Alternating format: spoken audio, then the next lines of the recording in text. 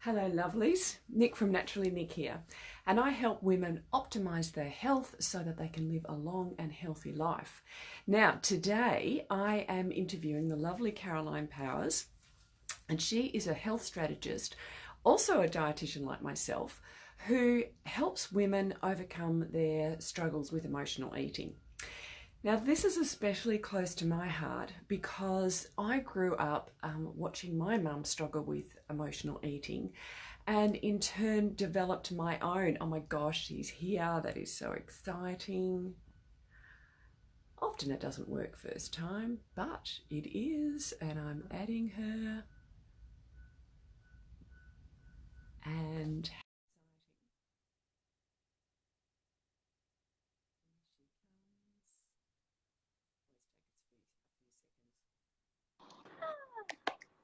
hey, Hello. I was just wanting to make sure that everything was fine here on this end, on my awesome. end. Thank Yes. you. Thank you so much for joining me. I was just introducing you and talking about what you do and why it's particularly uh, close to my heart. I was just saying that I grew up watching my mum struggle with emotional eating. She battled with her weight all of her life, still does sadly. And because of that, I think because of that, I also battled with emotional eating and struggled with bulimia for sort of in my Mm. late teens, early 20s. And so I don't really think it ever goes away, but you can tell us if we can get it to go away. But I know that I have certain strategies that I use. So anyway, let's get on to you. And how did you land up teaching women how to deal with their emotional eating? So it's funny you mentioned, and I think that we've already chatted before this, and I said I've also struggled with an eating disorder growing up in my teens and early 20s and all of that as well. And the thing is, for me, was as well watching. I had family. I'm Jewish, and my family would only get together to have food, and it was feasts. It was like massive feasts every time they would get together. So we would completely feast ourselves with like all this amazing food and food that you don't necessarily eat every day because it is, Jewish food and all of that. And then I would see my mother and my auntie always on diets. And I would see my mother starve herself throughout the day and then only eat in the evening. And then I started doing the same because you just model, right? And I Yeah. did what I thought. I wasn't really overweight at all. I did what I thought was right for me to do, and I went to become a dietitian. I actually went to nutrition and dietetics. I did my bachelor's in nutrition and dietetics, but of course that didn't really switch off the mental that was going on inside me, the mindset that was happening. That didn't switch it off. It just taught me, oh, okay, so I can eat this, and that in order to have a healthy lifestyle. But so I've ended up putting on another 25 kilos after I had my son. And when he was 6 months old, I stepped on those scales and I was exactly the same weight that I was when I went into labor with him, when I went into hospital to have him. That was a Wow. turning point for me. And I just said, I need to do something about this. And I just did what I thought was right. As a dietitian, I knew exactly what to eat. So I kept going on with that. But then there was those last bits and the yo-yo was starting to happen. And that's when I started specializing myself in, okay, hold on. What are my triggers? What are the emotions that are Mm. present? What is the mindset behind it? So even being a dietitian for 15 years, only when I actually started looking at the mindset behind why I was eating and not what I was eating, that's when the shift started happening. So I usually say, like, what do you get when you combine nutrition and mindset? Shift happens, I usually say. Yeah. That's brilliant. Brilliant. Yeah. Look, I totally agree. As I when I went to uni to become a dietitian at 23, and it was probably in my second year that I kind of thought, you know what, bulimia really isn't a healthy weight loss Yeah, strategy. I think I really need to do exactly. something about this. And so, yeah, I sort of, and of course it's shrouded in secrecy. You don't tell anyone, Exactly. you know what I mean? No. It's not like you're going to tell your classmates what you're doing. Um, and so, yeah, I sought out a group. I happened to be driving along and I saw that this group was dealing with emotional eating disorders. And yeah, so I started the journey. But it kind of, I'm now at the stage sort of 30 years later where I know my triggers and I set Exactly. myself up for success. And people Yeah. think, oh, well, because you're a dietitian, oh, it must be easy for you. Well, actually, no, I'm a human like you and I Exactly. struggle. And so there are lots of things that I put in place and set myself up for success. So let's talk about some of those things, because I know there's lots of people, on here watching who go, yeah, well, okay, we've got two dietitians here. Let's pick their brains. And how did they manage those emotional eating times? And I definitely welcome questions if people are alive and they want to jot down questions. And if people actually have questions, just jot them down. I'll come back and I'll answer them, whatever Cool. it is. So my specialty really is the mindset behind it. So what I would encourage you to do. So first things first, I need to actually tell the watchers, the listeners, that I go with the premise that we have two minds. We have the conscious mind and the unconscious mind. So the conscious mind is your talking mind, is your thinking mind, is, it's what you're thinking about and consciously, right? So that is your conscious mind. Your Yeah. unconscious mind is those patterns running in the background. So 90 to 98% of things that we do are things on autopilot. And those are the Mm. things in your unconscious, your habits, your emotions, your memories. They're all stored in your unconscious mind. One of the main functions of your unconscious mind is to protect you. So, Mm. very much of like I'm being chased by a dinosaur kind of thing. Actually, one of my colleagues actually used that dinosaur analogy, and I actually thought that was brilliant. You're being chased by a dinosaur. I need to protect myself, right? So the cortisol, Mm. the Mm. adrenaline, all of that starts going off. And that's when you want to seek comfort. And a lot of the times it could be in the form of food, or it could be that you just start putting on the weight. Why? Because you have something running in the background about, it could be visibility, it could be you don't want to be around a lot of people, so you want to be invisible. A lot of the times it could be something like that in the background, or you've just moved to a new town and you don't know who's there to protect you, so you protect yourself. Your unconscious mind starts putting on the weight or starts eating to protect you as a means to protect you. What I would Mm. encourage you all to do, first things first, is really notice what emotions are present when you're eating, right? And that could be just hunger, because hunger is a state. You're hungry. When you're hungry, it is a state, and you go and eat. But what other emotions are present? Could be anger, could be sadness, could be Mm. stress, Mm. could be loneliness. And then I would invite you to actually jot down 5 things that you can do for that emotion that don't involve food. So let's say, for Mm. instance, stress. You're stressed, you want food, right? Me stressed, me want food, right? That's a very, very common one. What other things can you do that don't involve food? There are only 2 ways that I usually say to people that we can change a habit, right? Main ways. There are 2 main ways that we can change a habit. One of them is by repetition. You repeat, you repeat, you repeat. That's why people say it takes 21 days to change a habit and all that kind of Yeah. that kind of jig, right? Because you just repeat to yourself.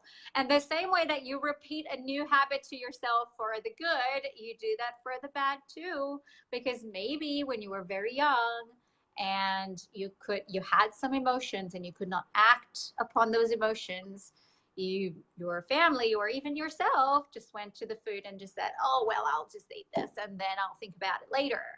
So you've delayed it with the food, which means that the more you did that, the more that's becoming an autopilot for you. When you Mm. actually stop it and you kind of go, okay, what emotion is present when I'm eating. Oh, I'm sad now. Okay, maybe I should cry, or maybe I could just, which is true. I know it's very vulnerable to say that, but True. you know, nobody, whoever's watching this, nobody is watching you watch this. You can go in the bathroom and you can go for a good cry. I do. If I'm really, I'm not perfect, right? I No. also emotionally eat sometimes, but I'm conscious that I'm emotionally eating. And Yeah. everybody emotionally eats at some point in their lives, right? It's just when it bothers you and when it starts getting those triggers about, oh, I am this, I am that, I am guilty, I am shameful about this behavior. That's when we need to do something about. It's not when you're just happy and you're going for a celebration with your friends and you decide to have a glass of wine. That's not when, when people work with me, they kind of say, oh, you're a dietitian, you're going to make me eat kale. I was like, unless you want to eat kale, I'm not going to make you eat kale. Like, I'm not going to make you give up the chocolate if that's what you want, because I also don't believe in that restriction, because I do find that if there is a health concern, obviously I do believe in a restriction, of course, and there is a few techniques we can do when we do need a restriction.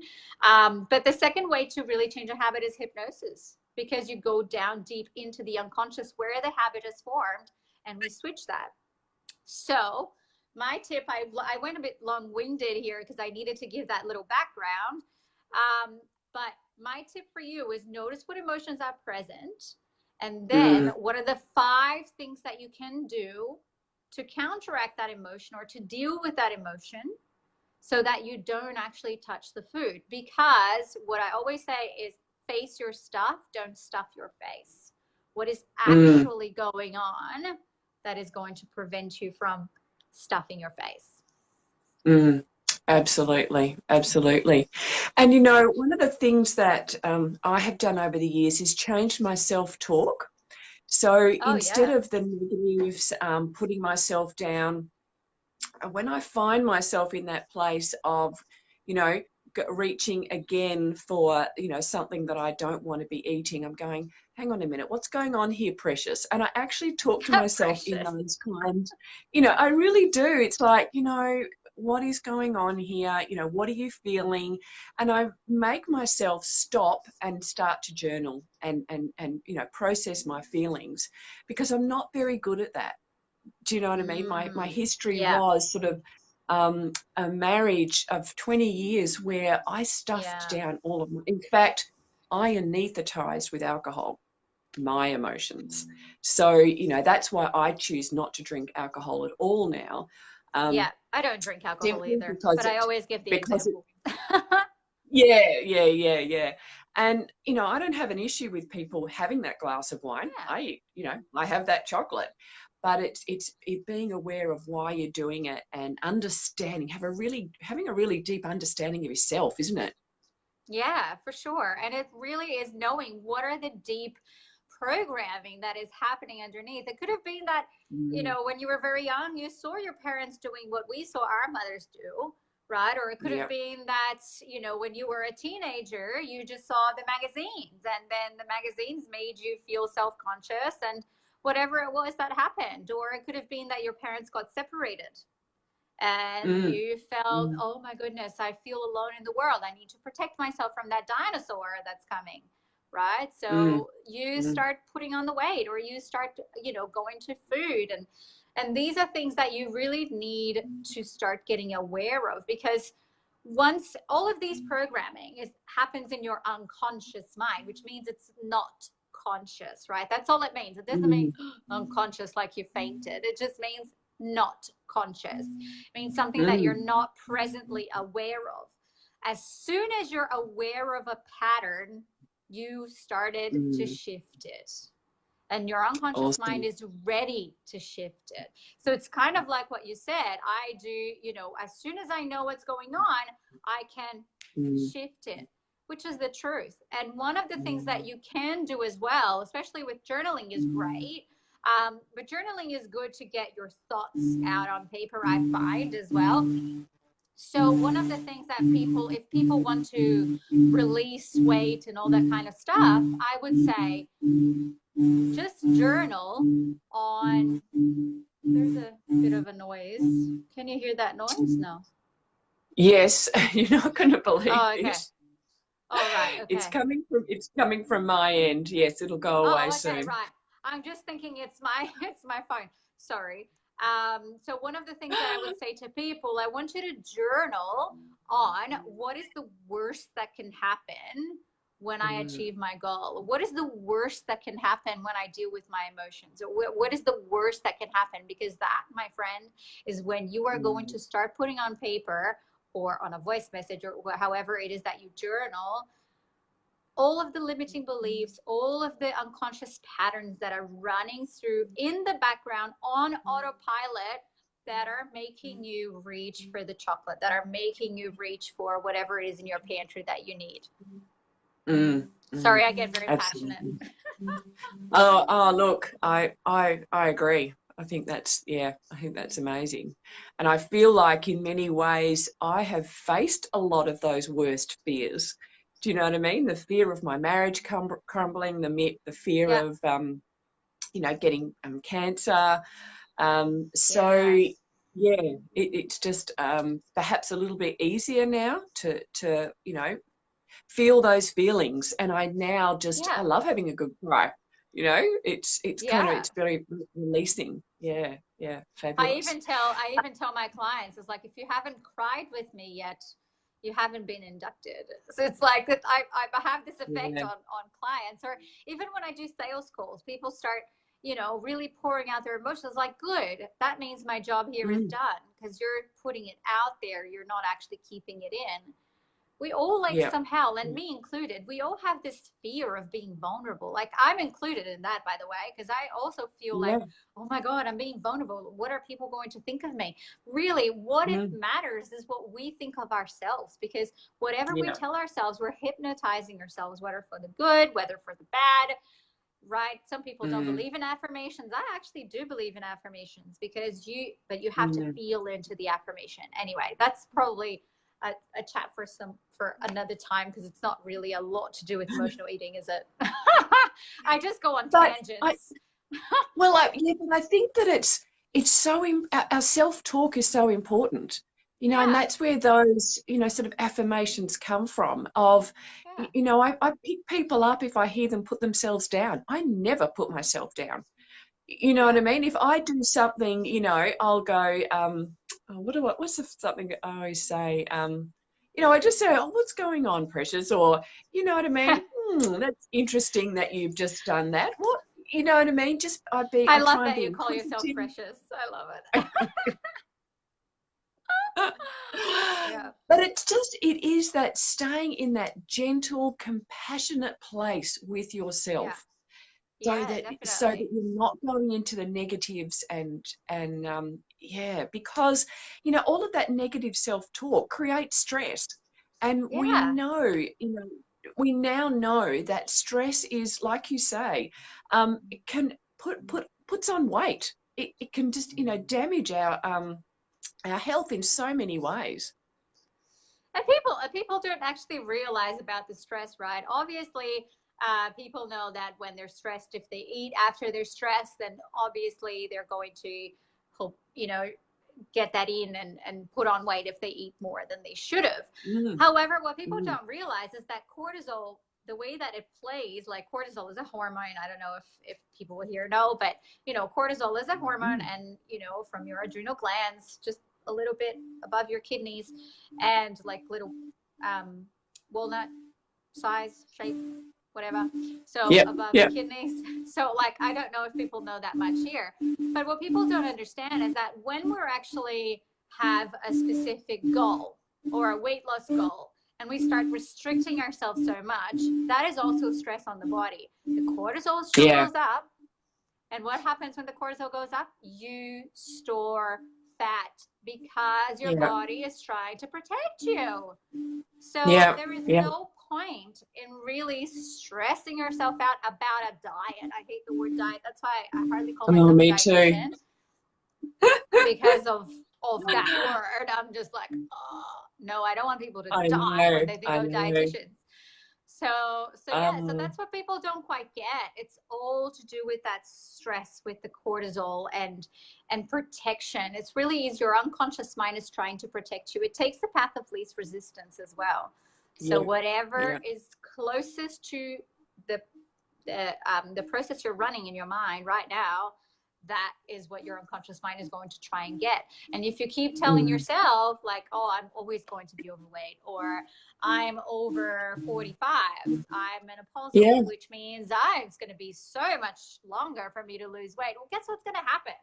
It is a self-fulfilling prophecy, right? absolutely. Absolutely. I hear it all the time. Oh, well, I am middle-aged now, so I have to expect some extra kilos. And I'm just inside my head, I'm screaming, no, Exactly. no, you don't. Exactly. No, stop telling yourself that. Um, Stop.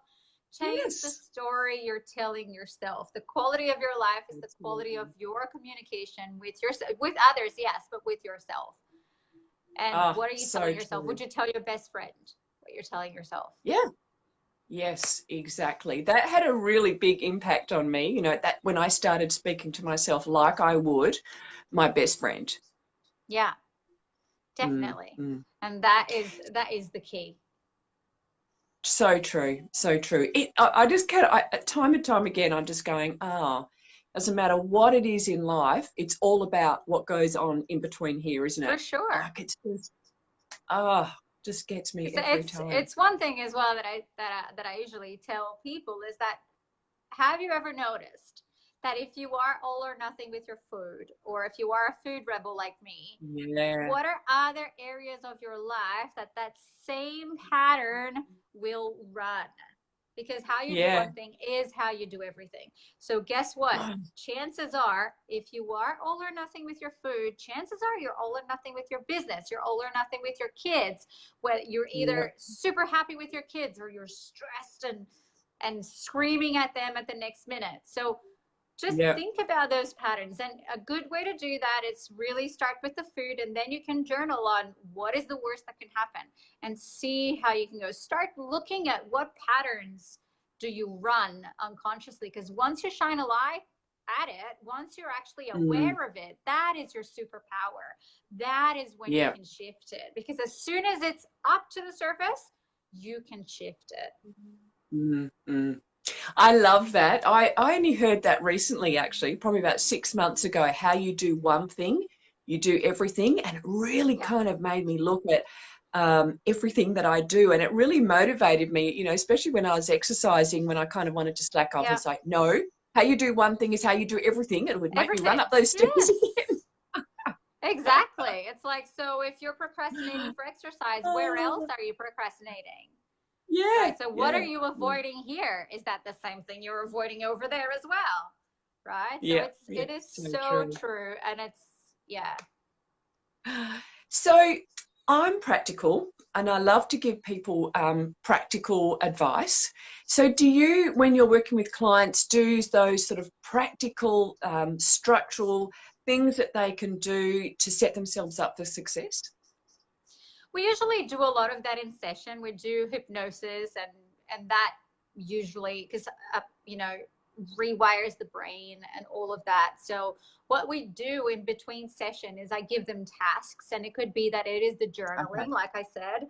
It could be that it is the notice the emotions, or it could be that I tell them, hey, every time that you're standing in front of the fridge and you're just mindlessly opening the fridge, right? What else could you be doing then? Just say stop and delay Yeah. that, and then just go, okay, what am I actually feeling right now?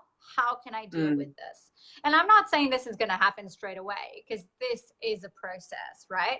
So Oh, it is such a process. it is a practice, and it Mm. is, the more you do it, like playing soccer, the more you do it, the more you learn it, the better you become. And that's the same Yeah. with emotional eating. It could be that initially you're still going to binge, but it's about knowing what's going to happen when you do, and noticing what your thoughts are, right? So I Mm. think the most practical thing I usually say to them is, if you are standing in front of the fridge, I want you to notice what emotions are present. And that is pretty much, some of my clients actually messaged me saying that they've noticed the patterns that I was explaining before, and the patterns, how the patterns with the food and the patterns with the business, that sometimes they sit in front of their computer to go with their business and they got to go, oh my God, okay, so I am letting out my emotions on my business, or online shopping, because these are things that could happen. So it's you face your stuff or you stuff your face, right? It's one of those things. Like I help women, mainly women, face their stuff so they stop stuffing their faces. But if I just help them stop stuffing their faces, they're going to stop facing their stuff somewhere else, and they're going to emotionally shop, or they're going to gamble. Oh, I've seen it all, really. That is real. That's gold. That's gold, because really we are just anesthetizing in another way, and not dealing with that issues. So that's a really key point, because I'm very much I would want to give people the structure. So don't shop when you're hungry, don't have it in the house. All those kinds of things as well, which is great on the journey, but you need to be doing both, don't you? Yeah, you need the awareness. And yes, it's great. Like that's a key tip as well. I think I've even done a blog about it as well, about what is the one thing that you can do, which is just eat an apple or something before you actually go shopping. I think that's why I love Woolworths. Hashtag, I love Woolies, because they provide the free fruit for kids, right? And a lot of the times I just give my children like one of those fruits, and they don't keep asking me for everything that they see, because I know that they're eating something. They're, obviously their body is working and going, oh, no, I'm not hungry, I'm good. Right. And I'm very mindful with my kids. So if my kids are experiencing a specific emotion or whatnot, and they start to go, oh, I don't want to think about that now. Like, no, tell me what's going on. Drink some water and tell me what's going on. I usually always use the water in that situation, because I kind of go, okay, have some water, let's calm you down, and now you tell me what's going on, and tell me why you're stressed, or tell me what's happening in your mind. And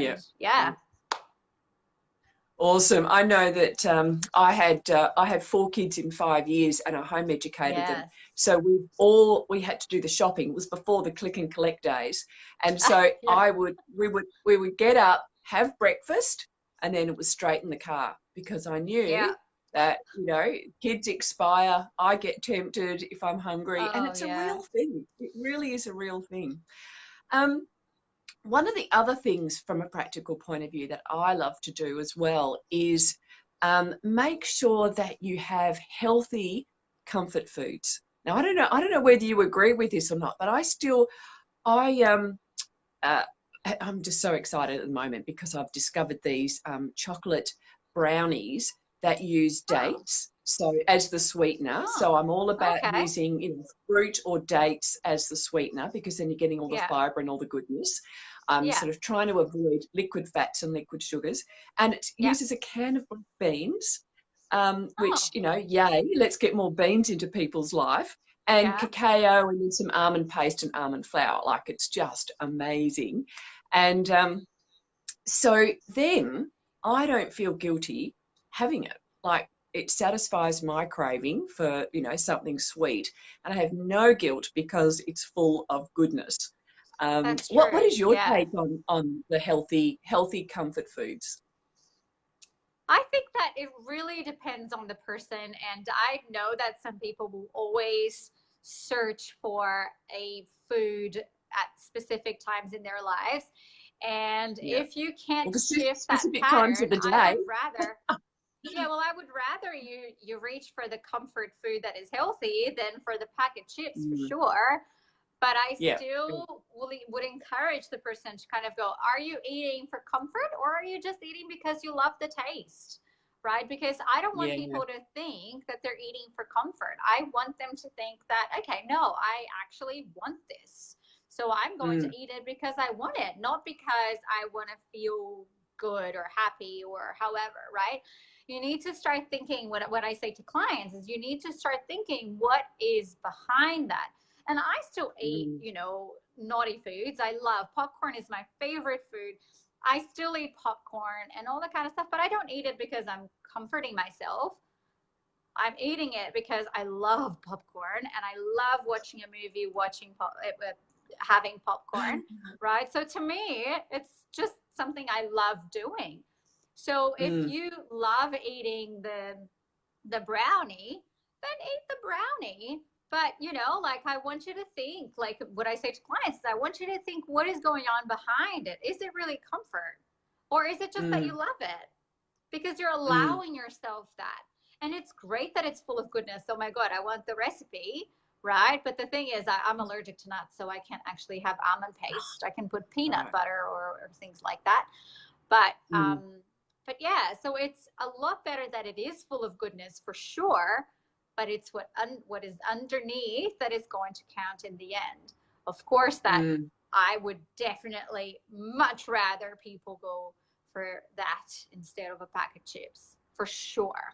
But it's always good as well. Like I have morning tea, afternoon tea. I have those. I eat quite a fair bit throughout my day because I have a high metabolism and I exercise and all of that. So I do have some easy options, right? So it's kind of like the same. Instead of grabbing a pack of chips, there's these other like bowls that have peanut butter in them and all that kind of stuff, and goodness as well.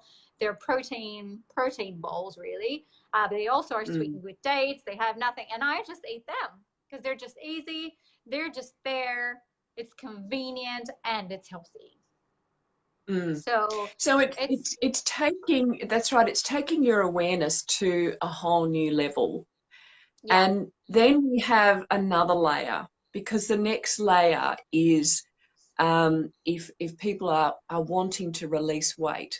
So it's all well and good for you and I to be talking about the treats that we eat, because we are both not trying to release weight, but many of our clients are trying to release weight. Even women who of course, I work with women who've had cancer.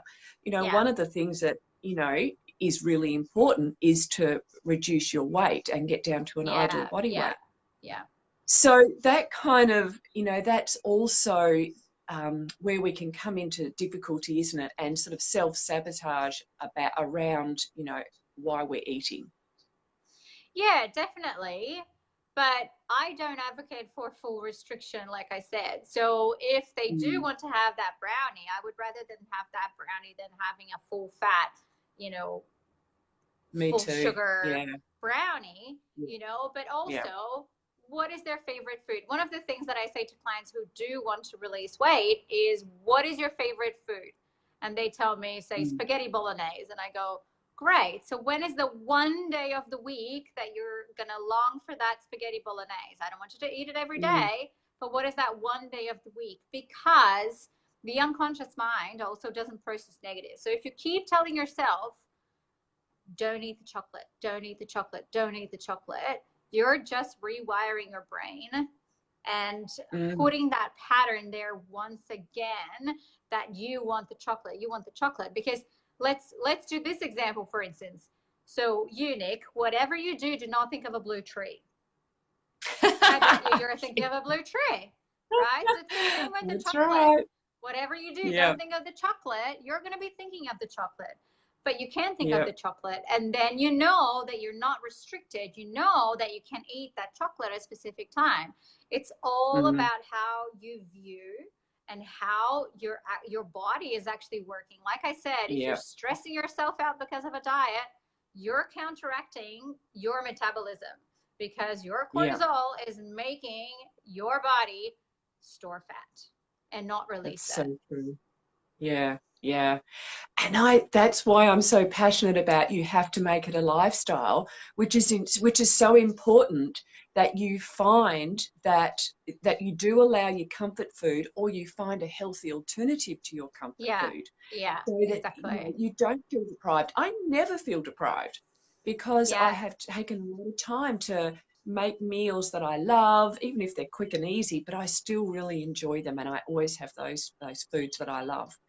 Now, Yeah. what about if someone, for me, like this is what I struggle with, is okay, I'm not struggling with my weight, or and I've got my healthy comfort foods, but I want to overeat those comfort foods. So one of those brownies isn't enough. I can do two. Some people go, oh, they're so filling. Oh, I can only eat one, and I'm thinking, oh no, I can do three. But is that because you want it? Or is that Yes. because of any emotion you're stuffing down? There is a difference, right? And for me, I sometimes wonder, is it that fear? Is there still an underlying fear that I am going to put on weight and struggle with my weight like my mum, like I watched all those years ago? Well, my friend, there you go. You We just need a brought session. out, we just brought out something that you can clear now because you've just realized, oh, okay, well, maybe that's an underlying thing that's going on. So I would invite Yeah. you to actually think about it again and kind of go, what if that's not true? Right? Because I Mm. usually say, is it really true? What else can this mean? Yeah. What else Okay. can happen? What Awesome. else can this mean? That's usually what I Mm. say as well. What else can this mean? Mm. And if that is a pattern that is running, remember your unconscious mind is always going to take the path of least resistance, right? And you're either running away from something or going towards something. That's usually the powers of motivation, right? You're either running Yeah. away from something, or you're going away from, or you're going towards something. It's like Mm. losing weight. You're either, oh, I cannot be this fat anymore and I'm going to lose weight. And the moment you lose, say, 5 kilos, you stop and you kind of sometimes go back, right? Because you're not running away from anything anymore. So what is Mm. that end Mm. goal that you need to see? So I usually tell people to visualize as well in the mornings if they want to. Visualize, who do you want to be? What do you want to do? What do you want to have? Right? Mm. And when you are in that space, what do you feel? What do you see? Do you hear people talking to you? Really make it really visual, right? And make it really live, for you in your mind's eye so that it Mm. is as real as possible. And then Yeah. when you're in that space, you can always think, no, I'm going towards that. I'm not going away from. And like I said, how you do one thing is how you do everything. It's the same with money stories and money issues, right? I don't want to be poor anymore. So you make $1,000 and you just stop because you're not poor anymore. So you ran away from that. That's it. You're not poor anymore, right? So it's the same. It's the same. So how you do one thing is how you do everything. Sorry, I can't even say that enough because it is. Yeah. Yeah. And so we come full cycle. We come full cycle. It's about, the baggage that we carry. It's about what's going on in here, and Exactly. basically becoming aware, and becoming aware, and noticing our self-talk and what's going on and why we're doing things, and changing those habits.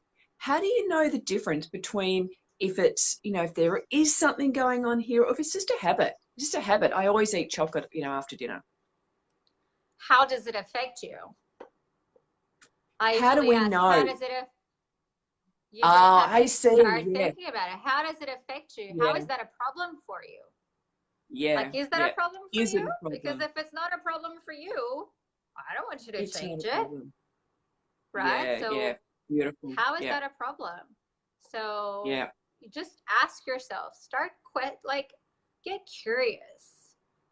Like, Mm, it the, mm, the idea is not to beat ourselves up about things like this, because remember yeah, the cortisol, right? So the idea is to get curious and ask ourselves questions and kind of mm, go, oh, okay, what else can this mean?